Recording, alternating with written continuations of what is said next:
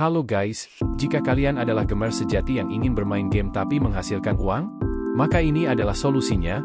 Download aplikasi Xword sekarang juga dan mainkan gamesnya. Semakin rajin kalian memainkan gamesnya, maka semakin banyak pula keuntungan yang akan kalian dapatkan. Dan juga saya akan membagikan kode redeem USDT untuk 200 orang tercepat yang bisa kalian tukarkan menjadi saldo dana.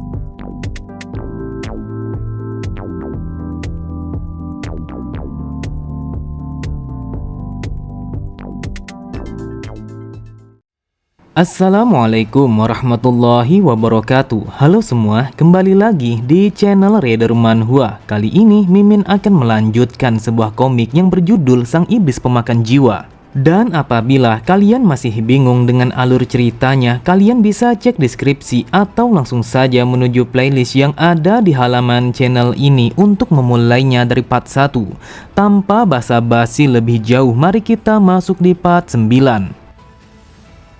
Cerita dimulai. Terlihat Kyungwon dan juga Soyun sangatlah terkejut. Ia tidak menyangka kalau sang tabib telah mengatakan sesuatu yang sangat mengerikan seperti itu. Mereka yakin kalau tabib itu tidak mungkin mengatakan sesuatu yang sembarangan karena dia adalah sang tabib ilahi yang sangat terkenal akan kehebatannya. Dengan tatapan mata yang datar, Tae-san berkata, "Apakah kau terkejut karena aku masih hidup setelah membaca urat nadiku?"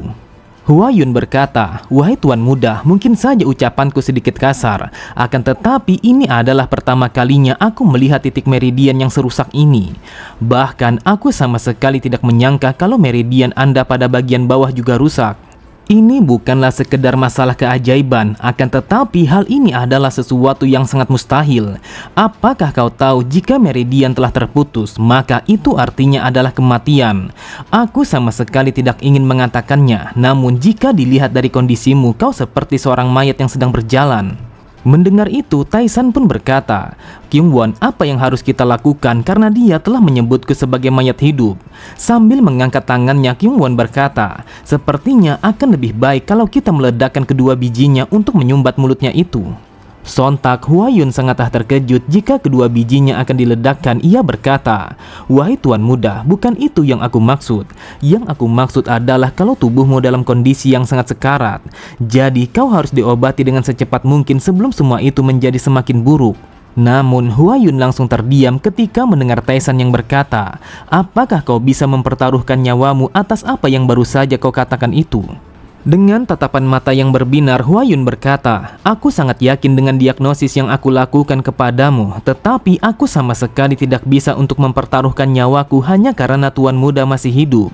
Namun meskipun aku tidak bisa, tetap saja aku akan merawatmu karena ini adalah sudah menjadi tugasku untuk mengobatimu." Sambil berjalan meninggalkannya, Tae-san berkata, "Kalau kau sama sekali tidak mau mempertaruhkan nyawamu, maka berhentilah berbicara kepadaku. Bahkan akan lebih baik kalau kau pulang saja." Hwa-yun hanya tertawa. Ia berkata, "Tentu saja aku akan selalu mengikutimu kemanapun kau akan pergi karena kau saat ini telah menjadi tuanku." Setelah mengatakan itu, ia bergumam, "Sekeras apapun aku berpikir, namun tetap saja hal ini sangatlah aneh. Aku masih bertanya-tanya bagaimana mungkin ia masih hidup dalam kondisi tubuh yang sekarat seperti itu." Saat mendengar Hwa-yun yang bertanya bagaimana bisa Tae-san telah mengetahui tentang identitasnya, sampai-sampai ia juga tahu bagaimana kualitas seni bela dirinya, dengan santainya Tae-san mengatakan kalau ia sama sekali tidak peduli kepadanya. Hwa-yun kembali berkata, "Wahai tuan muda, berhentilah untuk bercanda dengan cara yang seperti ini. Jadi katakan kepadaku, apakah kau adalah salah satu dari anggota kultus itu? Ataukah mungkin kalau keluarga tembok emas adalah salah satu cabang rahasia yang dimiliki oleh kultus itu?" Terlihat Kyungwon dan juga Soyun langsung menghentikan langkah kaki mereka. Ia sama sekali tidak menyangka kalau Hwa-yun sangat berani menanyakan sesuatu yang seperti itu kepada Tae-san. Mereka menyadari kalau itu adalah sebuah pertanyaan yang sangat berlebihan. Kemudian Tae-san pun melemparkan pandangannya kepada Hwa-yun dengan tatapan mata yang tajam. Ia berkata, "Aku sama sekali tidak tahu kultus apa yang kau bicarakan ini. Tetapi aku bertanya-tanya apakah mereka tahu bahwa kau telah menyebut kultus mereka dengan begitu mudah?" Sambil berpaling, Tae-san kembali berkata, "Tetaplah berbicara seperti itu jika itu yang kau inginkan. Tetapi aku begitu penasaran berapa lama seseorang dengan mulut yang sepertimu itu akan bertahan hidup di dalam dunia ini." Dengan wajah yang begitu gugup, Huayun bergumam, "Dasar sialan, aku terbawa suasana dan bertindak dengan begitu bodoh sampai-sampai aku telah melupakan kalau dia telah memancarkan haus darah yang begitu kuat." Di saat itu, ia pun memegang kedua bijinya sembari berkata, "Dia bisa saja membunuhku jika aku terus saja mengatakan sesuatu yang salah. Jadi demi keselamatan bijiku dan juga nyawaku, maka akan lebih baik kalau aku menutup mulut." Pada keesokan harinya, mereka pun telah kembali ke tempat mereka masing-masing untuk beristirahat. Di saat itu, Huayun sama sekali tidak bisa beristirahat karena yang ia pikirkan adalah bagaimana mungkin Taisan melakukan itu semalaman penuh dengan tubuh yang sekarat seperti itu. Huayun teringat ketika mereka berada di rumah bordil untuk menjaga Taisan, ia bergumam, "Ketika pertama kali aku mengumpulkan informasi, aku pun telah mendengar tentangnya yang disebut sebagai Sang Raja Malam. Awalnya aku berpikir kalau itu adalah sebuah rumor yang hanya dibesar-besarkan untuk menjaga reputasinya.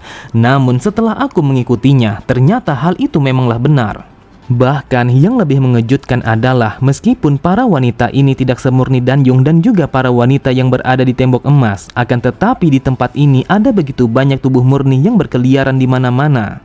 Bahkan yang membuatku semakin tidak percaya adalah para wanita yang memiliki tubuh murni ini adalah orang-orang yang telah berbagi ranjang bersama Tuan Muda. Aku yakin kalau dia pastinya mengetahui sebuah teknik yang dapat merubah tubuh seseorang menjadi begitu murni. Aku berpikir kalau dia menggunakan teknik itu selama 6 jam untuk membuat mereka menjadi murni. Sebenarnya ada begitu banyak pertanyaan yang ingin aku tanyakan kepadanya. Namun meskipun aku begitu haus dengan rasa penasaranku, akan tetapi saat ini aku harus berusaha untuk membuatnya menjadi suka kepadaku sembari menggali informasi tentang teknik itu. Namun tiba-tiba saja ia begitu terkejut ketika melihat Soso yang membuka pintu ruangannya sembari mengatakan kalau dia telah dipanggil oleh Tuan Muda. Sambil berjalan mengikuti Soso, ia berpikir, kali ini apa yang direncanakan oleh Tuan Muda? Bahkan sampai saat ini aku sama sekali tidak bisa untuk menebak apa yang ia pikirkan. Ketika aku merasakan sebuah kematian yang mengetuk pangkal hidungku dari Tuan Muda, aku pun merasakan kalau itu adalah akhir dari kehidupanku. Lantas, apakah kali ini ia benar-benar akan membunuhku? Beberapa saat kemudian, ia pun telah sampai di dalam ruangan Taisan. Namun, di saat itu, Taisan tidak hanya seorang diri karena dia telah ditemani oleh kedua penjaganya. Lalu Taisan pun menatapnya dengan tatapan mata yang begitu datar sembari berkata, "Huayun, bukankah kau mengatakan kalau kau begitu ahli di dalam pengobatan?" Sambil tersenyum, Huayun berkata, "Mungkin saja aku terlihat seperti ini, namun aku begitu bangga dengan kemampuan yang aku miliki. Bahkan di dalam dunia ini hanya ada 5 tabib yang bisa dikatakan kalau kemampuan mereka telah berada di atasku. Tidak peduli sehebat apa kemampuanku saat ini di dalam pengobatan, akan tetapi aku sama sekali tidak bisa melampaui tokoh-tokoh yang sangat hebat seperti Sang Iblis Racun, Sang Penyembuh Abadi, dan juga Sang Ahli Jarum. Mereka telah dibentuk oleh ribuan pengalaman dan juga waktu. Jika saja aku memiliki sebuah kesempatan yang sama, maka mungkin saja aku akan bisa dengan mudah untuk menjadi yang terbaik di bawah langit." Pada sisi yang lain, Soyun bertanya kepada Huayun apakah kelima tabib itu adalah orang-orang yang berasal dari kultus demonik. Dengan tatapan mata yang tajam, Huayun berkata, "Yang aku tahu tidak hanya memiliki sang tabib iblis, akan tetapi mereka juga memiliki seorang tabib yang sangat pandai yang dikenal sebagai sang tabib darah. Namun tidak ada satu orang pun yang tahu di mana saat ini ia berada karena dia telah menjalani sebuah kehidupan seperti para petapa. Bahkan saat ini telah menjadi semakin sulit untuk menemukannya setelah kultus demonik yang telah bersembunyi dari permukaan." Terlihat Taisan sangatlah terkejut setelah mengetahui kalau kultus demonik telah menyembunyikan keberadaan mereka. Lalu ia pun bertanya kepada Huayun mengapa mereka telah bersembunyi. Mendengar itu, Soyun berkata, "Wahai Tuan Muda, bagaimana mungkin kau tidak mengetahuinya, sedangkan rumor itu telah diketahui oleh kebanyakan orang pada dataran Murim. Yang aku dengar kalau kultus demonik telah terselimuti oleh sesuatu yang mereka sebut sebagai pesona isolasi, yang mana hal itu telah memutuskan hubungan mereka dengan dunia ini. Bahkan mereka mengatakan kalau pesona isolasi itu sama sekali tidak akan bisa dihancurkan tanpa menggunakan sebuah kunci." Mendengar penjelasan Soyun, Taisan bergumam, sepertinya yang mereka maksud adalah sebuah teknik yang disebut sebagai pesona mistik iblis surgawi, yang mana hal itu adalah sebuah esensi yang dipancarkan oleh kultus demonik. Kemudian untuk mengaktifkan teknik itu adalah dengan kematian sang Heavenly Demon. Lalu untuk menghancurkan teknik itu adalah dengan munculnya sang Heavenly Demon yang baru. Akan tetapi sangat mustahil untuk menghancurkan teknik itu terkecuali yang melakukannya adalah sang Heavenly Demon. Namun pada kehidupanku yang sebelumnya, aku telah membunuh semua kandidat Heavenly Demon ketika mereka berkhianat untuk membunuhku. Jadi dengan kata lain, hanya aku yang bisa menghancurkan teknik itu karena aku adalah sang Heavenly Demon yang sebenarnya. Kemudian Taisan berkata, karena aku sama sekali tidak ingin membahas kultus demonik, jadi katakan kepadaku apakah kau mampu untuk menyambungkan bagian tubuh yang terpotong ataupun yang robek dengan menggunakan kemampuanmu itu. Sambil tersenyum, Huayun berkata, tentu saja aku bisa melakukannya. Tetapi jika anggota tubuhnya telah terpotong dengan rapi, maka aku akan bisa menyambungnya dengan sempurna. Namun apabila tubuhnya telah robek, maka hal itu akan sulit untuk berfungsi sama seperti yang sebelumnya. Aku bahkan bisa menyembuhkan sebagian besar organ tubuh pada bagian dalam. Jadi singkatnya, aku akan bisa menyembuhkan siapapun selama dia belum mati meskipun dengan tubuh yang telah terpotong-potong. Mendengar itu, Taisan pun langsung melemparkan pandangannya kepada Kyungwon dan juga Soyun sembari berkata, hal ini sangatlah bagus karena kau akan bisa menyembuhkan mereka berdua. Jadi yang aku inginkan adalah mulai saat ini kau harus mengawasi latihan mereka pada setiap harinya. Terlihat Huayun begitu heran. Ia berkata, meskipun aku bisa menggunakan seni bela diri, akan tetapi yang aku kuasai hanyalah seni pengobatan. Jadi bagaimana mungkin aku bisa mengawasi mereka berdua sedangkan seni bela diri mereka jauh di atasku? Sambil tersenyum, Taisan berkata, bukankah kalian sudah mendengar selama kalian masih hidup meskipun dalam situasi yang sangat sekarat, akan tetapi kalian berdua masih bisa diselamatkan. Jadi kalian berdua sama sekali tidak usah khawatir apabila tubuh kalian telah terpotong. Namun satu hal yang pasti, jangan sampai kepala kalian yang terpenggal karena itu sama sekali tidak akan bisa disembuhkan. Sontak mereka berdua sangatlah terkejut. Mereka sama sekali tidak bisa memahami dengan apa yang dikatakan oleh Taisan. Lalu Taisan kembali berkata, apakah kalian tahu cara terbaik untuk menjadi kuat adalah dengan pertarungan yang sesungguhnya? Dengarkan aku baik-baik, jika kalian bertarung layaknya ingin membunuh satu sama lain, maka kalian akan mendapatkan begitu banyak pelajaran yang sangat berharga.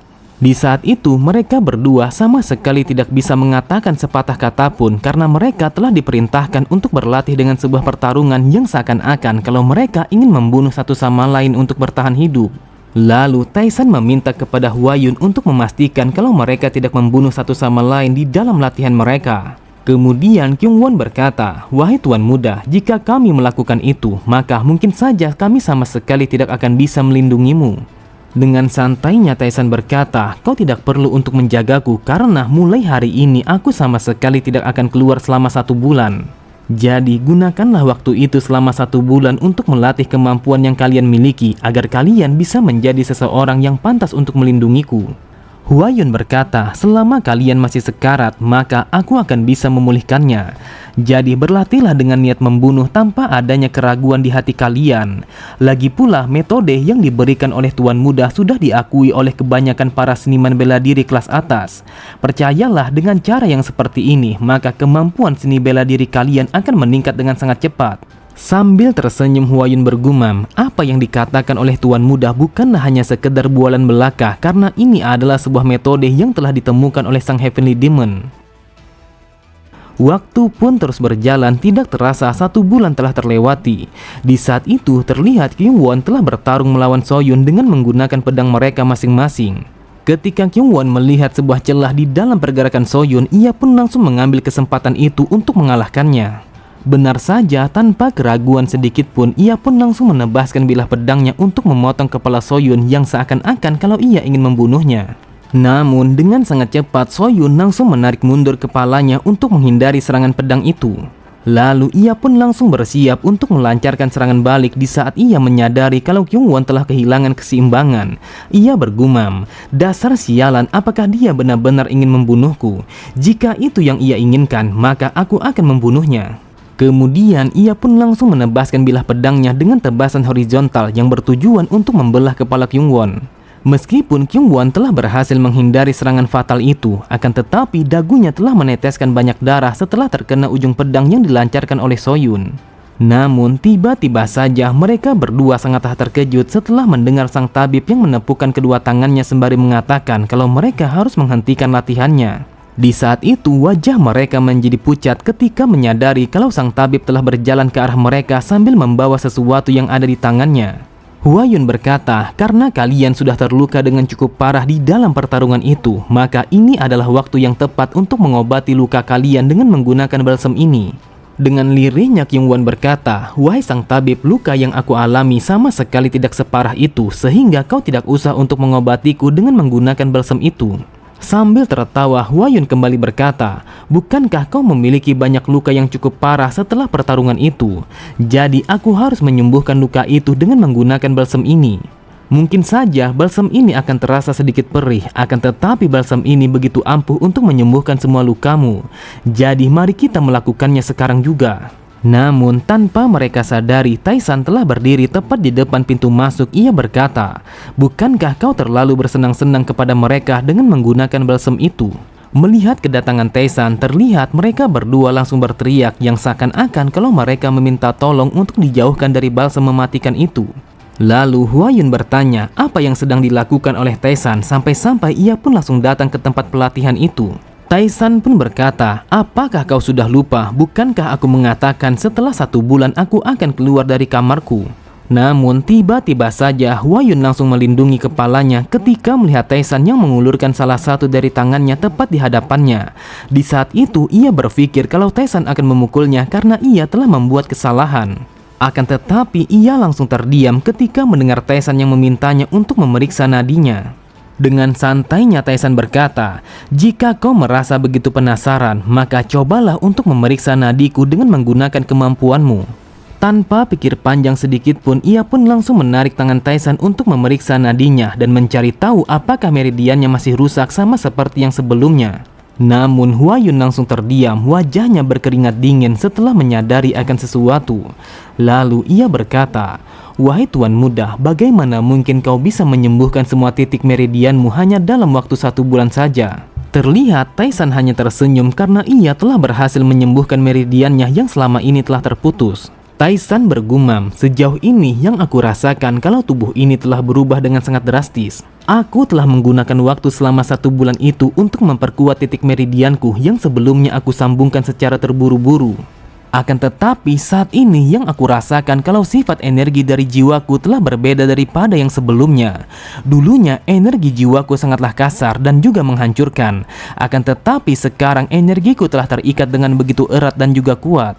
Meskipun begitu sulit untuk dikendalikan, akan tetapi jika aku terus memulihkannya seperti yang aku lakukan saat ini, maka aku yakin suatu hari nanti aku akan bisa mendapatkan tubuh fisik yang sangat sempurna.